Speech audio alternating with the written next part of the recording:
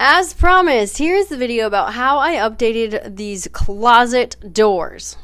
My name is Sarah, and I like to take things that are ugly and beat up or pulled out of the trash and make them beautiful again. Welcome to my channel. There are many inspiration pictures you can find on the internet for how to update these very flat and boring closet doors, and I stumbled upon one that I thought that is perfect for a boy's room. So that's what I'm trying to copy or replicate in this video, in this project. And what I did was very similar, but not exactly the same thing. Mine was a little bit simpler with math and cutting and materials needed.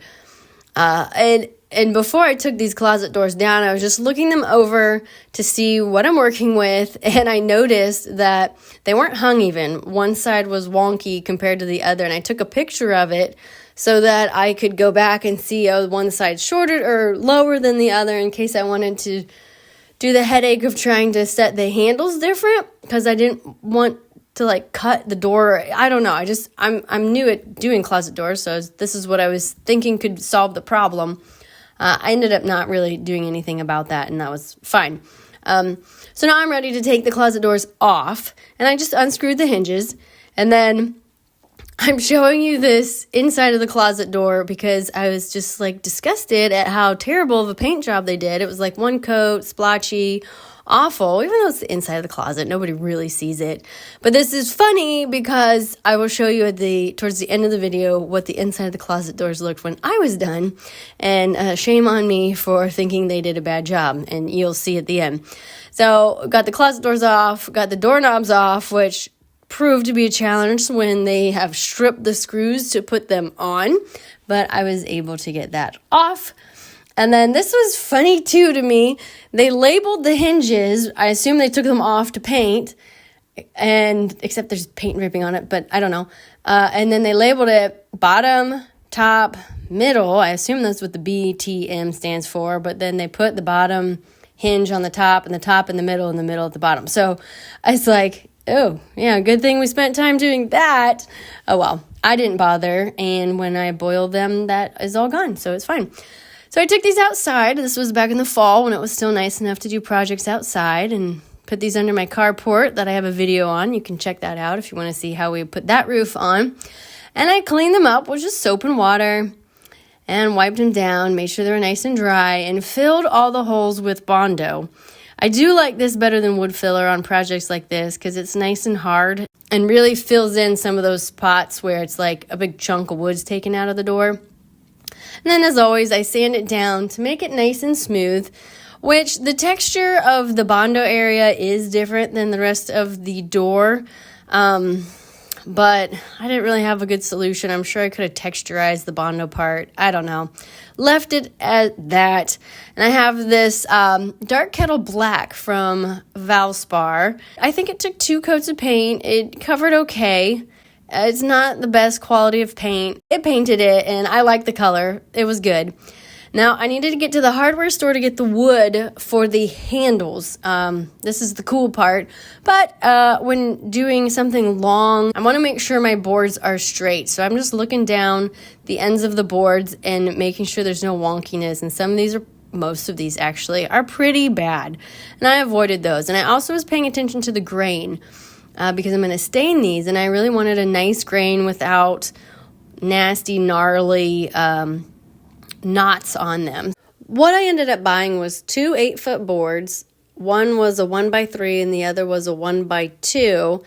And I ended up going with Select Pine because the wood grain looked much nicer. It was a little more expensive than if I went with the Quality Pine, but I'm only getting 2 boards, so it didn't break the bank. Once I got these home, I stacked the 1x2 on top of the 1x3 and just made sure that they were for sure the exact same length. And then I measured the length of it because I was not going to assume that they were exactly 8 feet long so that I could make sure I found the exact middle so I didn't have one handle awkward or wonky compared to the other. I wanted them to be a pretty close duplicate.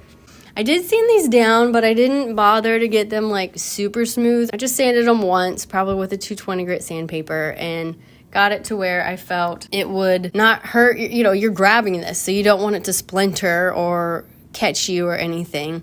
To make these into handles, I just decided to glue them and screw them together. So I got the wood glue on the whole length of the little piece and then attached it with clamps to hold it down. And then I came back and I drilled some pilot holes and screwed them in. Now, I screwed them together in 4 places, and I made a mental note of where I was putting the screws because I'm also going to screw this onto the door. And I was thinking how many screws I want to put into the door, and I was thinking maybe 5, 1 on each end, and then 3 throughout. That way, I had good spacing, and I could know that I would not hit the screws at all. So always want to clean up the glue that squeezes out on the sides and let that dry. And the clamps don't need to stay on it once they're screwed together. That's, their own clamp. So I did that for both handles. And then I had this Danish oil left over, which I used on the shelf in my son's room that I pulled out and was able to get the bottom of the barrel to use to stain this wood. And I pointed it out in the room reveal video how these are both pine boards. I think the other one was pine, but they stained differently. It was very interesting. And they're still similar. It's fine. So as those dried, the next day I came out and it had rained and my new carport leaked on my painted doors. I was so bummed. I'm like, how in the world did this leak? But anyway, we have to deal with that another time. I took them inside and finished with a second coat. Now for the hardware, the hinges, I'm going to keep those and just clean them up with boiling them in vinegar and scrubbing all the gunk off. And then after they were nice and dried, I just sprayed them with thin layers, multiple coats of black spray paint. Now that these are dry and ready to attach the handles to, this is the fun part, to see your project come all together. So I just measured up from the bottom of what I felt would feel like a good height for a handle. Handles are usually lower. If you look at the height of a door, it's not in the middle, it's kind of lower. So I didn't want these in the middle. I wanted them set a little lower. And I just measured from the bottom on both of them so that they would be the same height from the bottom up. I didn't worry about measuring from the top. And I clamped them down and then did a pilot hole and then screwed it on. And I was, just to help myself once I got in the middle, I took the other handle I hadn't put on yet and looked at where I had put those screws so I could make sure I avoided them. But then I got them screwed on. And it was fairly simple. It didn't take long at all. And I think that looks way cooler than just a regular doorknob. Anyway, now it's time to get the hinges put on, which I did not bother with painting the screw heads because they're hidden. Who cares? So they're silver. Hanging these doors now, they didn't close very well originally, so as I'm hanging these up and putting the hinges on, I did want to pay attention to how they closed.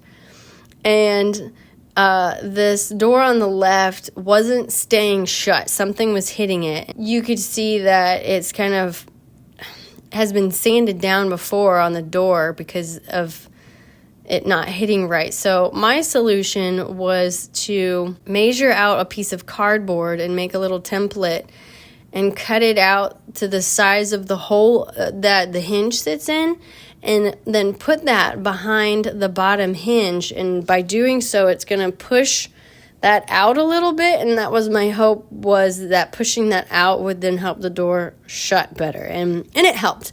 Maybe not perfect, but it helped. Now, here's the inside of the closet door, and why I was saying shame on me for saying that the other person did a bad painting job, because while these were sitting on those sawhorses, it pulled a lot of the paint off, probably because they weren't set, and probably because I didn't use a primer. So it looked terrible, so I just touched it up once I got them hung, because I was like, I don't know that I even had enough paint to finish painting like a whole coat, but it was fine. Again, it's the inside of the closet door. Does anybody really care? Will it be seen that much? I don't know. You can tell me in the comments if you would have done the same thing, if you'd been like, nope, do it right, prime it and paint it right, because that would require a lot of work to take all that off. So let's look back at where we started with the plain white doors and see how they turned out. I think they are stunning and perfect for a boy's room. Just adds a little pop of color, may not be the right word because it's black, but a pop of contrast and just brings a little more depth to his bedroom. I think they turned out great, and I'm so happy I did it. The only thing I questioned was in the original inspiration, they painted the trim black, so it's more of a color drench, but just around the door. And maybe that would have looked better, maybe not. I don't know. You can comment and tell me what you think, but I hope you have enjoyed this video, and I hope to catch you in my next video. Until next time.